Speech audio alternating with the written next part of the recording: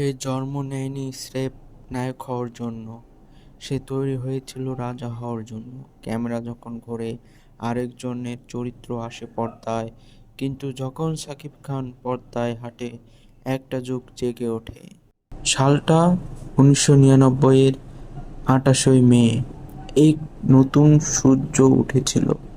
লোকেরা ভাবেনি এই ছেলেটা হবে বাংলা ফিল্ম ইন্ডাস্ট্রির সবচেয়ে বড় বিপ্লব, সবচেয়ে শক্তিশালী নাম, দ্য মেগা স্টার।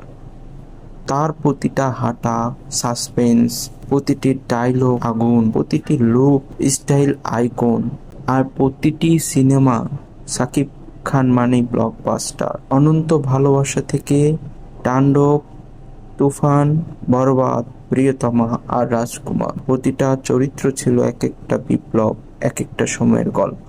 আর এই একটাই নাম জুড়ে ছিল সবখানে, সাকিব খান। ২৬ বছরের এই যাত্রা, এটা কেবল ক্যালেন্ডারের হিসাব না, এটা এক গৌরবময় সাম্রাজ্যের উদযাপন, এটা এক কিংবদন্তির অর্জন।